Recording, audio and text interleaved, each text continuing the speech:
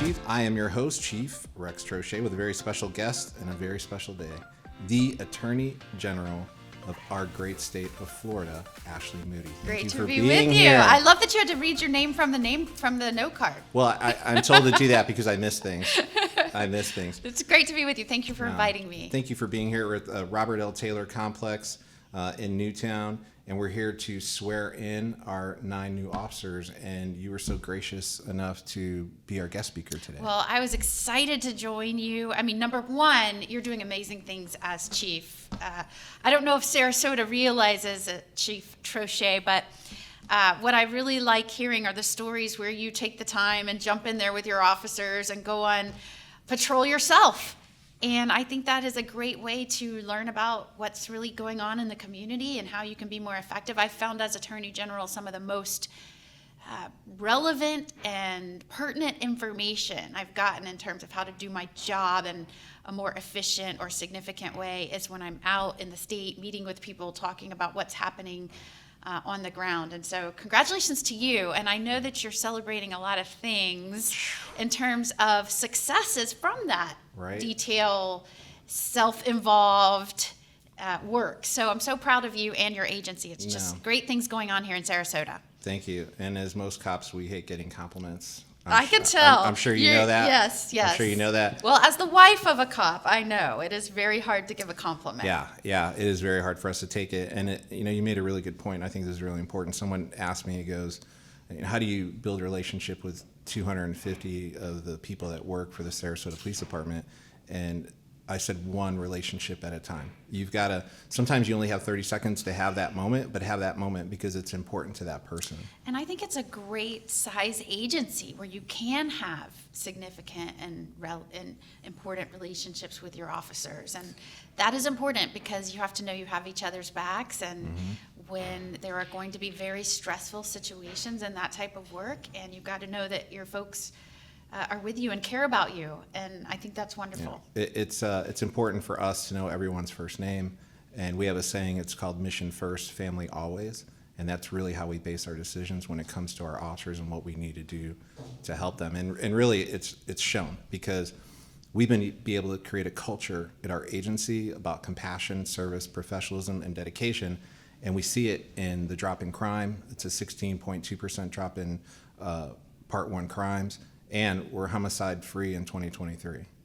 And that hasn't happened in 56 Since years. 1967. Yeah. I know the year. You're well studied. And I'm so impressed and so proud. And I think that just is a testament to the agency staying mission focused. And that's one of the reasons I'm here today, to help you celebrate that stat. Yeah, and a lot of it has to do with you and Governor DeSantis, the state of Florida, because you've supported us. You've been able to give us the funding, the bonuses for the officers so that we can get either new officers that are just coming online, that are just thinking about law enforcement, and we're able to get officers from out of state. So let's talk about that, and we do appreciate that.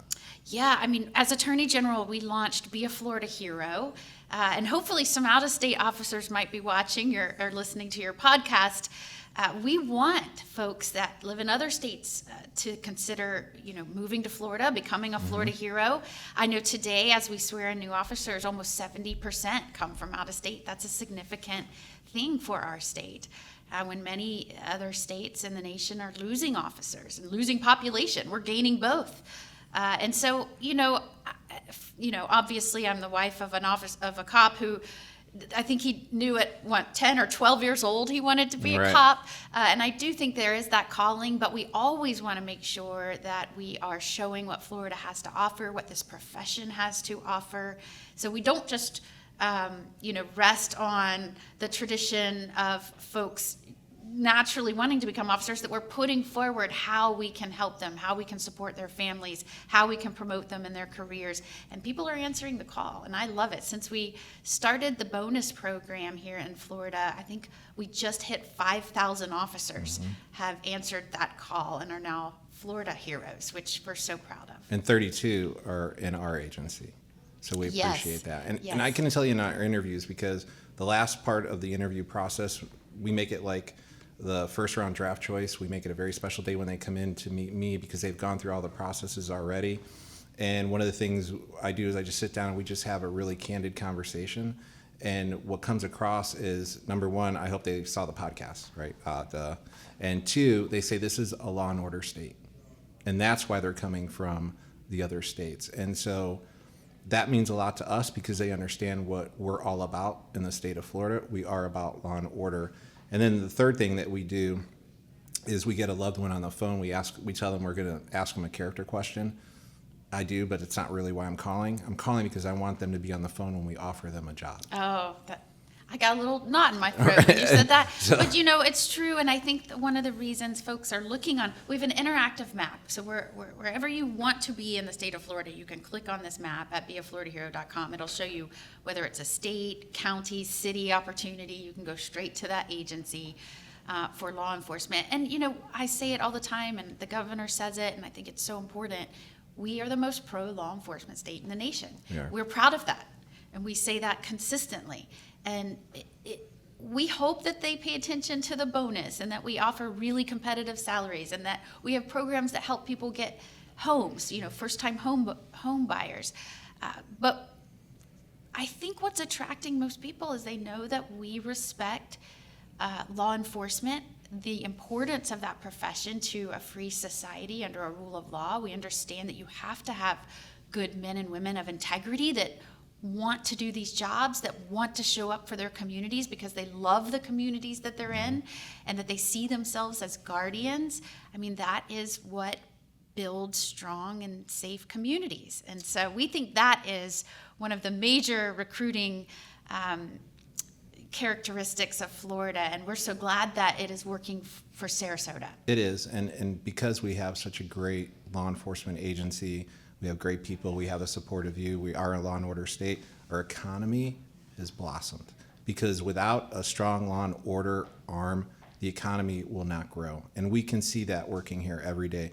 The economy here in the city of Sarasota is exploding. People are coming here from everywhere because they know it's safe. And we thank you for helping us with that. Of course, and I was so proud to announce with our Florida Chamber and with our Florida Sheriffs recently a report called Stronger, Safer Cities, which really lays that out and shows very specifically what criminal justice policies have really undermined the economy and strength and prosperity of communities and states. So you can see how we're doing things differently here in Florida. Correct. So it really breaks it down by certain topic, and we're so proud of it. And it's exactly what you said. Businesses and families will only invest long term in places that they know are going to be stable and safe. And Florida really, we're not immune from challenges. We face challenges like every other state, but we really stay focused on making sure we're delivering sound, common sense policies that will support, strengthen the future. Yes, ma'am. Thank you for that. And then also, too, I want to talk about the Thin Line Tribute.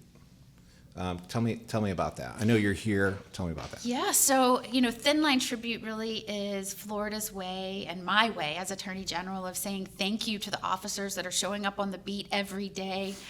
In many other parts of the nation, as we've discussed, it's often a thankless job. And really, you talked about defunding certain agencies earlier in some parts of the nation, but there are so many other ways.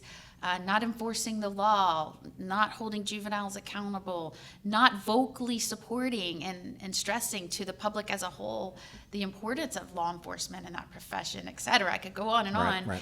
But the Thin Line Tribute was a way for me as Attorney General in our office to show up and just thank our line officers that are going out there every day with just their bravery and their character and a bulletproof vest and saying, I will stand guard, I'll stand on that thin line and protect those that cannot protect themselves. I'll be on that thin line between chaos and order, between good and evil. We need that, in all parts of this nation. And so recognizing that we probably don't say thank you enough. To those individuals. We formalized that process, and now I'm showing up and saying thank you. And it's especially great to be here in Sarasota as we celebrate homicide-free in 2023. I can think of no other time to show up and say a better time to say thank you, not only to the ranks, but to you, their chief, their fearless leader that has really put in the time and effort and the heart to making that statistic a reality. Thank you. I'm blessed every day that I get to do this on the shoulders of giants, and those giants are the people that I get to serve with day in and day out. So thank you very much for saying that. And now we're going to go out there and we're going to bring this energy. You're going to guest speak. We're going to swear in these officers.